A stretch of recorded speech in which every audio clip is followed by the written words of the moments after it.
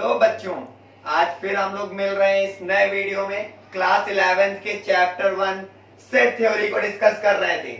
अब देखिए, पढ़ तो बहुत लिया, अब आपको लग रहा होगा कि सर जब देखिए तब आकर के थ्योरी पढ़ा के चले जा रहे हैं, ये मैथ्स की क्लास है या फिर आर्ट साइड के हिस्ट्री की क्लास।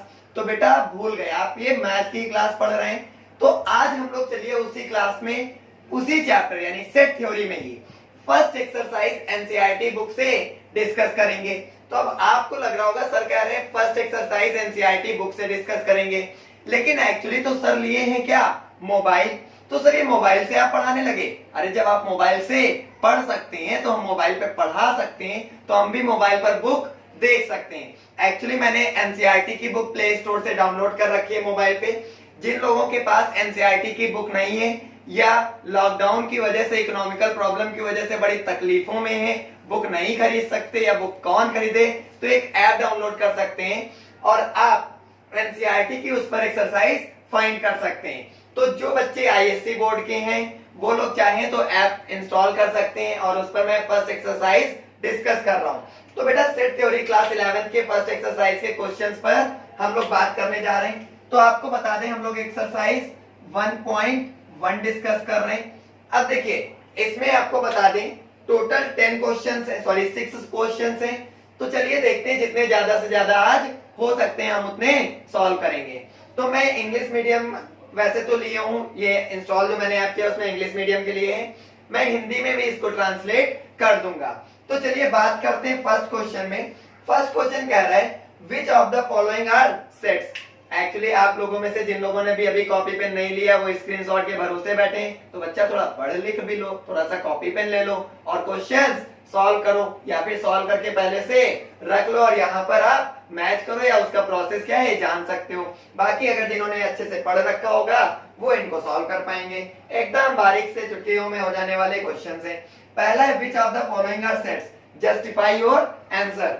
इसका जो फर्स्ट पार्ट है उसमें कह रहा है the collection of all months of a year beginning with the letter J. मतलब हिंदी में कह रहा है कि निम्नलिखित में से कौन से समुच्चय हैं, अपने उत्तर का औचित्य बताइए। और जो पहला पार्ट है उसमें कह रहा है the collection of all months of a year beginning with the letter J, यानी उनका सेट बनाइए जो साल में महीने जे के अक्षर से शुरू होते हैं। तो अच्छा बताइए साल में कितने महीने होते हैं, पता है 12 मंथ्स। बहुत बढ़िया।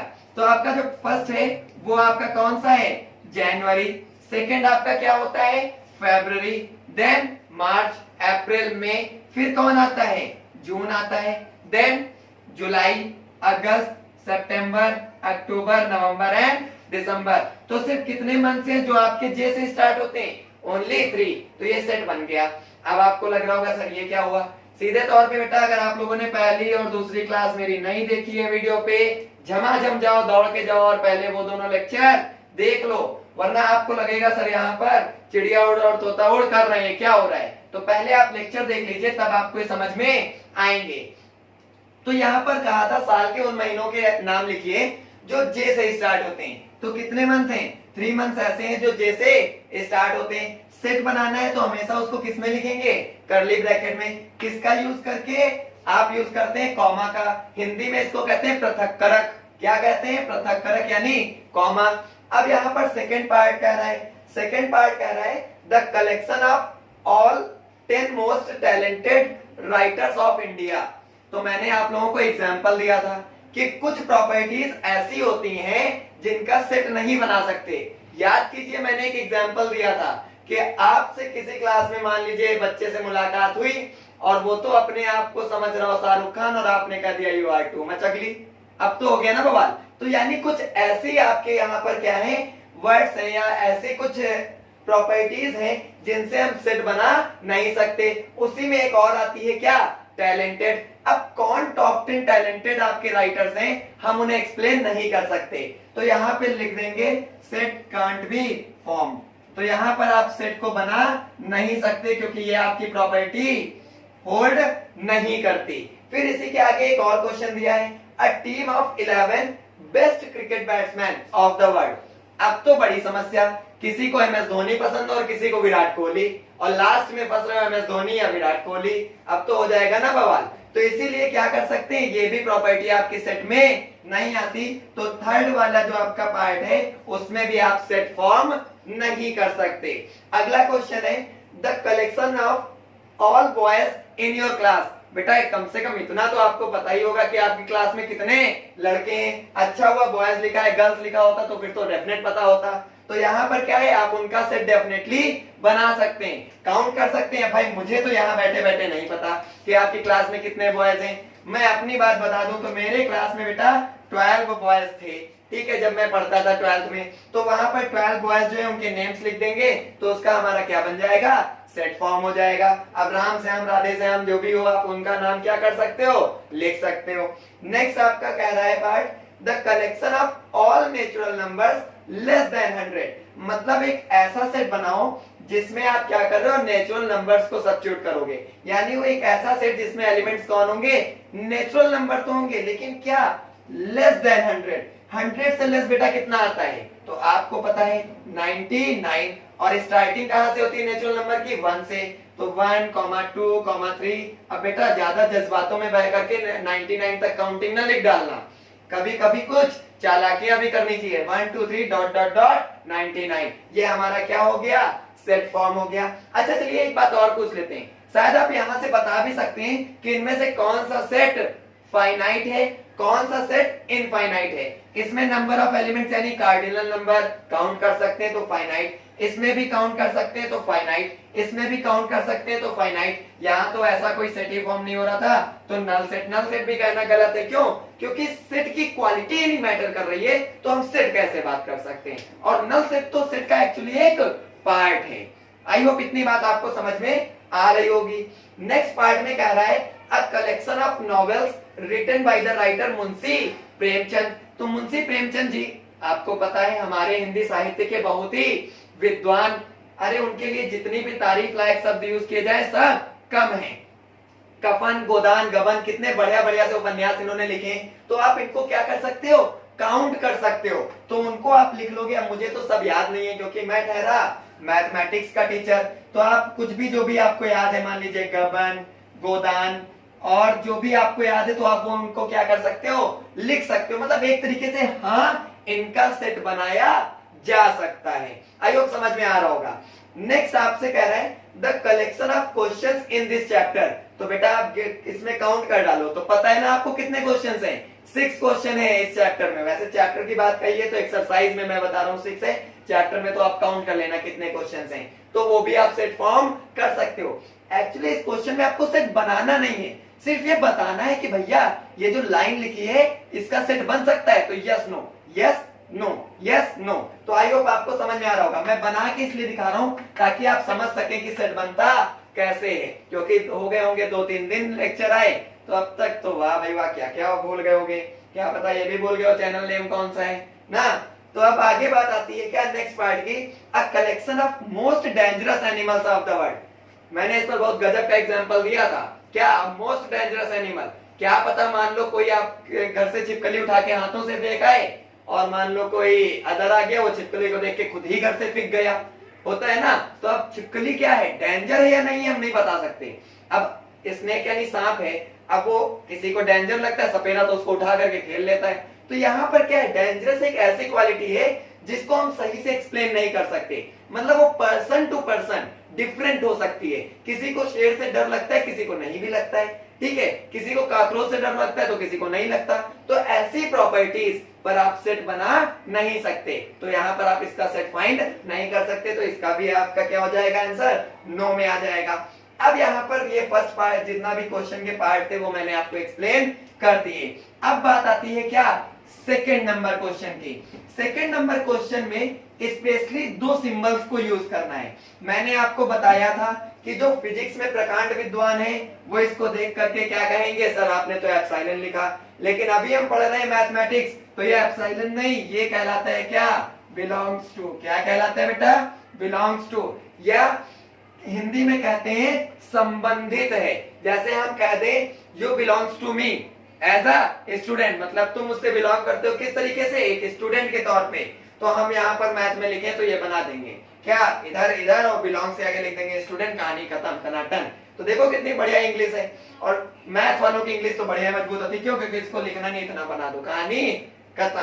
तो अब यहाँ पर बात आती है क्या, लेट ए इक्वल्स टू, यहाँ पर क्वेश्चन नंबर 2 में कह रहा है, मैं पढ़ देता हूँ। लेट ए इक्वल्स टू यानी एक सेट है ए, उसमें आपको नंबर दे रखे हैं 1 2 3 4 5 एंड 6। कह रहे हैं insert the appropriate symbol epsilon, यानी ये बिलोंग्स टू, और ऐसे बना करके इसको क्या कर दिया, कट कर दिया, तो ये डजंट बिलोंग्स टू यानी ये संबंधित नहीं है को प्रदर्शित करता है। मैं फिर से कह रहा हूं, अगर आप लेक्चर पुराने नहीं देखोगे तो यही लगेगा कि क्या हो रहा है, चेस का गेम हो रहा है जिसमें कुछ भी समझ में नहीं आ रहा। तो भैया पहले लेक्चर देखो तब ये समझ में आएगा। अब यहाँ पर कह रहा है इन दोनों में से कोई भी इंसर्ट, जो आपका वहां पर फिल इन द ब्लैंक्स के लिए गैप दे रखा है ऐसे, वहां पर आपको इन दोनों सिंबल का क्या करना है, किसी एक का यूज करना है। तो यहाँ पर कई पार्ट बना दिए गए। फर्स्ट पार्ट 5 इधर लिखा है, इधर ए लिखा है। फिर सेकेंड पार्ट आपको इधर साइड 8 है, इधर साइड ए है। मैं 2 ही पार्ट बताऊंगा, अगर आप उसके आगे के पार्ट नहीं कर पा रहे हो तो मैं फिर से कह रहा हूं, मुझे बहुत ज्यादा शक है आपके 11th में आने का, ठीक है, क्योंकि इतनी मामूली सी बात तो सबको समझ में आनी ही चाहिए थी। अब 5 यहां पर स्पेस और ए, इन दोनों में से कोई एक सिंबल फिल करना है। इसका मतलब क्या है, बिलोंग्स टू, मतलब 5 बिलोंग करना चाहिए ए को, मतलब 5 जो है वो ए वाले सेट के अंदर होना चाहिए मौजूद। तो यहाँ पर 5 है कि नहीं है? अरे भाई मन की आंखों से देखो, कितना दिखा, 5, तो यहाँ पर सिंबल बना देंगे क्या, बिलोंग्स टू का। 8 अरे आया है यहाँ पे, देखो आया है, नहीं आया, तो भैया यहाँ पर हमने कहा भैया तुम बिलोंग करते हो, नहीं नहीं नहीं बिल्कुल नहीं करते, तो क्या हो गया, डजंट बिलोंग्स टू। तो ये दोनों सिंबल का मतलब भी मैंने पिछली क्लास में क्या कर दिया था, एक्सप्लेन कर दिया था। चलिए अब बढ़ते हैं क्वेश्चन नंबर 3 की तरफ। इसके बेटा टोटल 6 पार्ट्स हैं, मैं नहीं कर रहा, 2 मैंने बता दिए, क्यों मैं वीडियो को इतना ज्यादा लंबा करूं, ठीक है, तो आप लोग खुद कर सकते हो यार, ये तो मामूली सी बात है। तो अब चलिए बात करते हैं क्या, पार्ट 3 की, यानी क्वेश्चन नंबर 3 की। कह रहा है write the following sets in roster form. याद करो मैंने बताया था कौन सा रोस्टर, ROSTER वाला, ठीक है, वो नहीं जो कैरीमिनाटी करता है। तो अब यहां पर बात आती है क्या, थर्ड के फर्स्ट पे, तो ए आपको दे रखा है x such that x is an integer। Hindi medium जो भी बच्चे हैं, इंटीजर का मतलब होता है पूर्णांक। क्या होता है, पूर्णांक। पूर्णांक मतलब जो माइनस और प्लस दोनों में हो, साथ ही साथ जीरो उनका हमदम हो, ठीक है, मतलब जीरो भी साथ में होना चाहिए और प्लस माइनस में जितना भी हो। बाकी तो मैंने फिर से बताओ क्यों बार बार वही रिपीट करें। इंटीजर एंड आगे लिखा है -3x और ये यहां पर ऐसे दिख रहा है। चलो मैं इसको थोड़ा सा बोल्ड कर देता हूं, ये देखो, इस बात का मेन मतलब है। अब जरा समझिए क्या कह रहा है, ये जो फॉर्म लिखी हुई है, मैंने याद करो बताया था क्या कि इसको कहते हैं सेट क्वालिटी मेथड या कहते हैं सेट बिल्डर मेथड। मैंने इसको एक नया नाम दिया था, क्या कहा था मैंने, सेट क्वालिटी बिल्डर मेथड। क्यों, क्योंकि एक्चुअली तो हम इसमें क्वालिटी को बिल्ड कर रहे होते हैं ना। हमने देखो क्या किया, x सच दैट, अब यहां से हमने x की क्वालिटी क्या की, बिल्ड की ना, कि भैया x क्या इंटीजर है जहां x -3 और 7 के बीच में है। तो अब यहां पर जरा समझते हैं, ये जो नंबर्स बने, सॉरी ये जो सिंबल्स बने, इनका जरा मतलब समझिए। इनको कहते हैं इनइक्वालिटी। क्या कहते हैं, इनइक्वालिटी। जरा समझिए, जैसे आप और आपके भाई हैं, ठीक है, भाई कहा तो वो बड़ा होगा, ठीक है, मान लो आप और आपका एक बड़ा भाई है, तो हम क्या कहेंगे, वो और उसका भाई इक्वल नहीं है। इक्वल नहीं है मतलब क्या, या तो आप उससे छोटे हैं, अदरवाइज आप उससे क्या हैं, बड़े हैं। तो वो चीज जो छोटा होना या बड़ा होना क्या कहलाता है, इनइक्वालिटी कहलाता है, मतलब असमानता है। तो यहां पर क्या है, -3, देखो यहां पर ये जो सिंबल बना हुआ है, इसका मतलब है कि x जो है वो -3 से ग्रेटर है। -3 से ग्रेटर है मतलब क्या हो सकता है, -3 से बड़ा कौन होता है, माइनस में जो छोटा होता है एक्चुअली वो बड़ा होता है। ये बात तो आपको पता होगी। -3 बड़ा या -4, तो बेटा -3 यहाँ पर क्या है, ग्रेटर, और -4 छोटा है ना। बात समझ में आ रही हो भाई? इतने दिन का लॉकडाउन हो गया, क्या पता 2-4 दिमाग की नसें थोड़ी सी इधर उधर हो गई हो। तो समझो आपको मैंने 3 रुपए एक बार क्या किए, कर्ज दिए, यानी उधार मैंने 3 रुपए दे दिए, फिर मैंने आपको 4 रुपए उधार दिए। तो उधारी किस पर ज्यादा है, 3 रुपए या 4 रुपए पर? 4 रुपए पर। ये माइनस वही उधार वाला साइन दिखा रहा है, समझ रहे हो ना? तो यहाँ पर क्या है, ये -4 क्या है, छोटा, -3 बड़ा। तो यहाँ -3 से बड़ा कौन होगा, -2। कह दीजिए सर -3 से बड़ा, तो आप यहाँ पर क्या कर सकते हैं, 2.99 भी तो लिख सकते हैं। याद रखिए उसके लिए ही ये बात यहाँ पर ऐड कर दी गई है। इंटीजर कभी भी डेसिमल फॉर्म्स में नहीं होते, वो एक्चुअली होते क्या है, जो होल नंबर है 0, 1, 2, 3, इन्हीं में क्या लग जाता है, प्लस और माइनस, मतलब डेसिमल्स में, फ्रैक्शंस में, या फिर इरेशनल वैल्यूज यहाँ पर कंटेन नहीं करती। तो यहाँ पर क्या होगा, -2, -1, 0, 1, 2, 3, 4, 5, 6, और यहाँ पर ये बात आई। अब जरा ध्यान दीजिएगा, यहाँ पर ये तो मैंने इनकी बात की, इसने कहा कि x -3 से ग्रेटर है। देखो मैंने -3 से ग्रेटर ही तो लिखना स्टार्ट किया, और कहा 7 से लेस है, मतलब 7 से कम रहेगा, 7 के ऊपर नहीं जाएगा, तो 7 से कम रख दिया। अब यहाँ पर देखो एक और नीचे साइन बना हुआ है, किसका, इक्वल का, मतलब -3 से ग्रेटर तो है, साथ साथ x की वैल्यू -3 भी है। तो हम यहाँ पर क्या कर देंगे, -3 भी कंटेन करा देंगे। लेकिन यहाँ पर इक्वल का साइन ऐसा नहीं बना है, तो यहाँ पर हम क्या करेंगे, 6 तक रहेंगे, और इसको हम क्या कर देंगे, बंद। तो ये रोस्टर मेथड में कन्वर्ट हो गया। किस मेथड में, रोस्टर।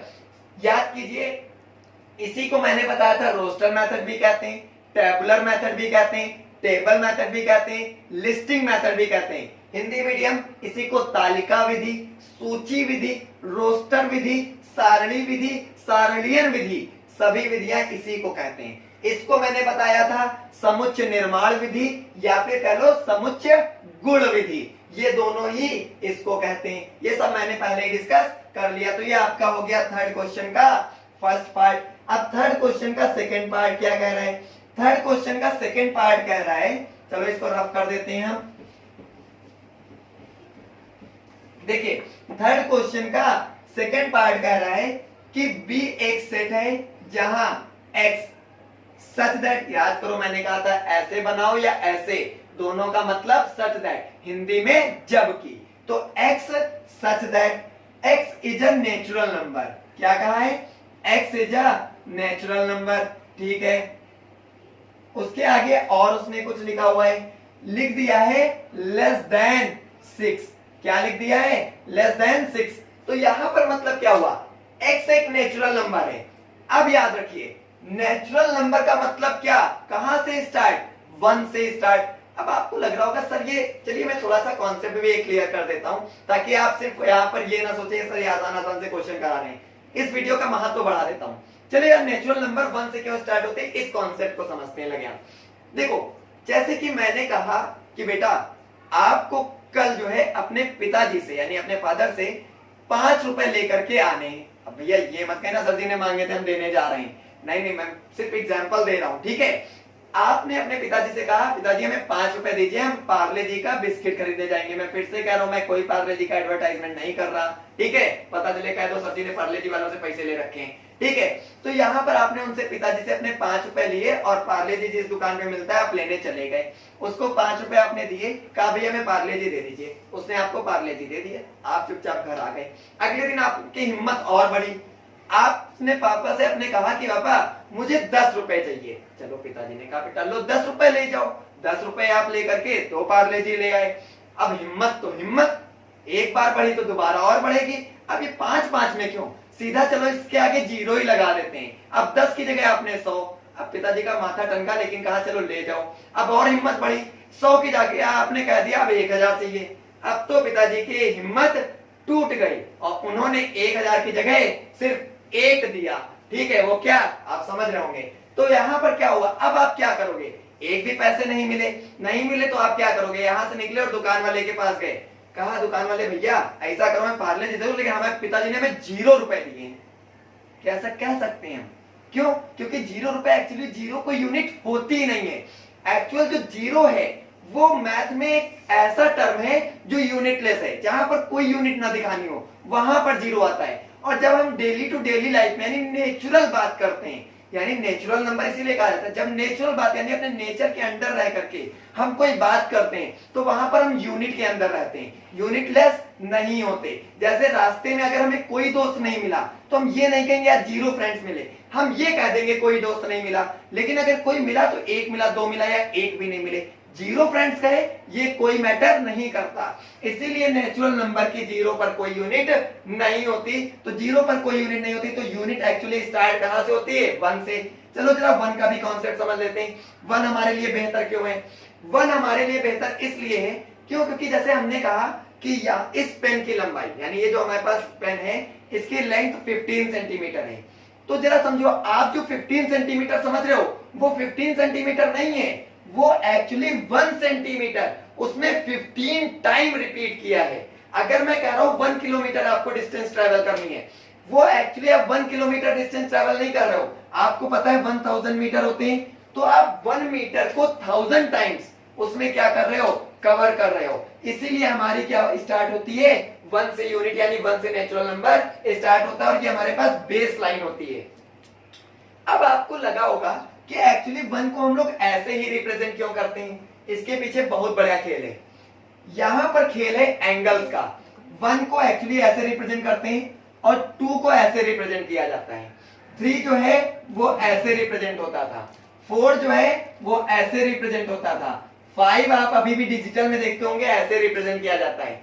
इन सबको बनाने का मेन रीजन ये है, 1 में यहां पर सिर्फ एक ही एंगल होता है। 2 बनाए तो यहां पर ओनली कितने एंगल्स होंगे? 2 एंगल्स हैं। 3 बनाए तो यहां पर एक्चुअली कितने एंगल्स हैं? 3 एंगल्स हैं। 4 बनाए तो इसमें कितने एंगल्स होंगे? 4 एंगल्स होंगे। इसी वजह से इन्हें 1, 2, 3 और 4 कहा जाता है। आपको पता है फैशन की दुनिया है और फैशन चल रहा है, धीरे धीरे फैशन ने इनको ऐसा बुरा बनाया।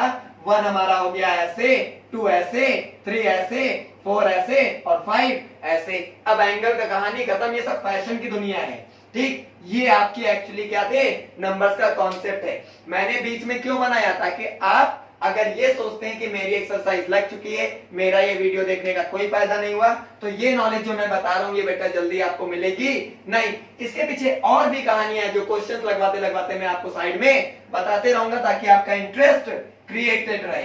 अब यहां पर बात आती है नेचुरल नंबर की, तो जरा सेट बनाते हैं। मैम क्या टाइम हो गया? अरे वो चल रही है नहीं, उस पे मोबाइल पे 21 मिनट हो गए। 22। देखिए बेटा, तो आप लोगों को जैसे मैं अभी डिस्कस ही कर रहा हूं क्योंकि मिनट ज्यादा होते चले जा रहे हैं, वीडियो लॉन्ग हो जाएगा, तो जल्दी जल्दी से इस पर बात कर लेते हैं। तो अब देखिए नेचुरल नंबर लेस देन 6, तो यहाँ पर 6 से लेस कौन कौन होंगे? 1, 2, 3, 4, 5। उसने ये नहीं कहा इक्वल टू 6, तो 6 को छोड़ देंगे। अब यहाँ कह दिया सर 0 क्यों नहीं? इसी के पीछे इतनी कहानी बता डाली है। ठीक है, तो ये आपका हो गया किस फॉर्म में? रोस्टर फॉर्म में। नेक्स्ट क्वेश्चन की तरफ बढ़ते हैं। बहुत शानदार जबरदस्त टाइप का question. x such that x is 2 digit natural number such that the sum of its digit is 8। मतलब कह रहा है कि हमें एक ऐसा नंबर लेना है, ऐसा सेट बनाना है जिसमें 2 डिजिट नेचुरल नंबर है और उन डिजिट्स को आपस में ऐड करें तो कितना आना चाहिए? 8। तो पहला तो मुझे याद आ रहा है वो नंबर कौन है? 17। कौन है? 17। 1 + 7 8, और अगर 17 है तो 71 भी होगा। 7 + 1 8। फिर हमें याद आ रहा है क्या? 26, यानी 2 + 6 8, और तो 6 + 2 भी क्या होता है? 8 होता है। और भी कोई 2 डिजिट नंबर है जो इसमें आते हैं? तो बिल्कुल एक आता है 35, तो 53 भी आएगा। और भी है 8 को करने वाले रिलेट? हाँ बिल्कुल 44, तो यहां पर क्या आ जाएगा? 44 आ जाएगा। ये हमारे पास क्या हो गया? एक सेट तैयार हो गया उन सभी नंबर्स, नेचुरल नंबर्स का जिनकी डिजिट्स को आपस में ऐड करें तो कितना आना चाहिए? 8 आना चाहिए। आपके दिमाग में अगर 0 8 आ रहा है तो बहुत खराब दिमाग है आपका। क्यों? क्योंकि मैथ ये कहती है 8 के पहले अगर यहाँ पर किसी डिजिट के पहले 0 लगता है और डेसिमल नहीं है तो उस 0 की कोई औकात नहीं है। तो ये कोई हमारे पास 2 डिजिट नेचुरल नंबर नहीं होगा। और आप लोग भूल गए अगर 08 नहीं हो सकता, तो 80 तो हो ही सकता है, क्योंकि 80 जो है वो आपका क्या है, एक नेचुरल नंबर है। नेक्स्ट क्वेश्चन की तरफ बढ़ते हैं। अब अगला कह रहा है प्राइम नंबर, आपको x says that x is a prime number which is divisor of 60। तो 60 के डिवीजर है और प्राइम नंबर्स हैं, तो डिवीजर जरा बनाए, यानी इनके प्राइम फैक्टर्स कर लें। तो प्राइम फैक्टर 2 3 जा 6, 2 जा 12, 5 जा 60, तो यही तो प्राइम फैक्टर्स आएंगे। तो इसमें प्राइम नंबर कौन आया है, 2 3 और 5, तो इनका सेट बना दें, तो ये हमारा क्या हो गया, रोस्टर फॉर्म में एक सेट प्रिपेयर हो गया। अब नेक्स्ट क्वेश्चन की तरफ बढ़ते हैं। अगला कह रहा है the set of all word in the word trigonometry, मतलब उन सभी आप लेटर्स का एक सेट बनाओ जो ट्रिग्नोमेट्री, बहुत शानदार चैप्टर है ट्रिग्नोमेट्री, इसके पीछे की तो कहानियां बहुत ही मजेदार हैं, तो जो हम आपको पढ़ाते पढ़ाते क्या करेंगे, डिस्कस करते रहेंगे।